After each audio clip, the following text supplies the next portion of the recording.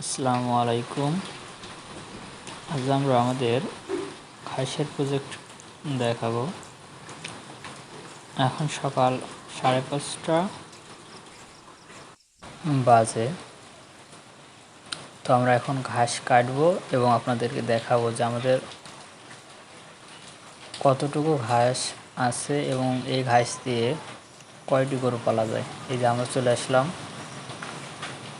ঘাসের প্রজেক্টে। এখান থেকে শুরু।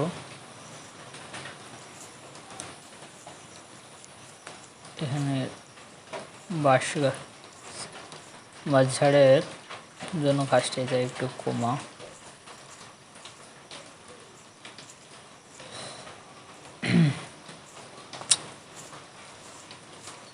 গতকাল সেচ দেওয়া হয়েছে। সপ্তাহে আমাদের একদিন সেচ দেওয়া হয়।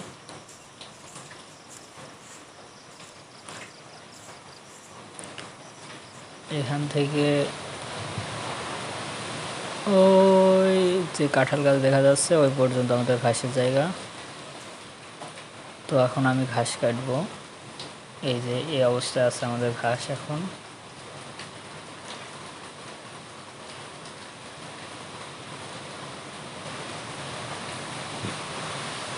মোটামুটি আমাদের ঘাসের জমির জায়গা হচ্ছে 27 কাঠা। এই জমিতে আমরা 13টা গরু পালছি, গাভী, বাছুর এবং বড় গরুর সাথে নিয়ে।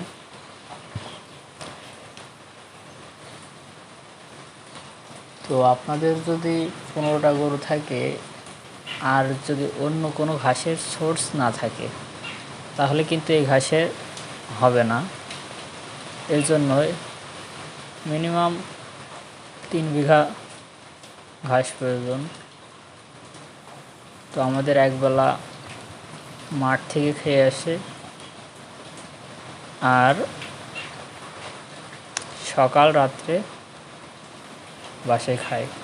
আমাদের কোনো খড়ের ব্যবস্থা নেই, শুধুমাত্র কাঁচা ঘাস নির্ভর।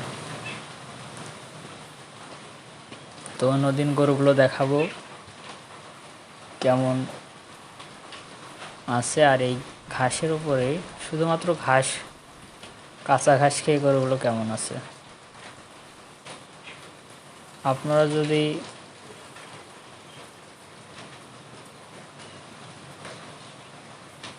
খামার শুরু করতে চান তাহলে খামার শুরু করার সর্বনিম্ন 2 থেকে 2.5 মাস আগে ঘাস লাগাই রাখবেন এবং ঘাসগুলো প্রস্তুত করে নেবেন।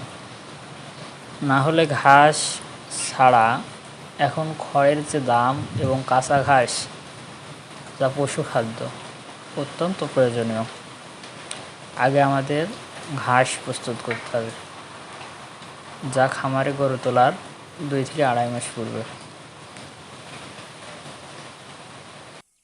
তো আপনারা দেখতে থাকুন ঘাস কাটা। এ পর্যায়ে কিছুক্ষণের মধ্যে আমার ঘাস কাটা হয়ে যাবে। এই ঘাসগুলো এখনও যেহেতু আমার বাসায় মেশিন নাই ঘাস কাটার জন্য, হাতেই ছড়ানো হবে, যা একটু দীর্ঘ সময় লাগে। তো ব্যবস্থা করতে চাচ্ছি, দেখা যাক মেশিন এই মাসের ভিতরে ব্যবস্থা করে ফেলবো এবং আপনাদের দেখাবো কেমন মেশিনের ব্যবস্থা করলাম।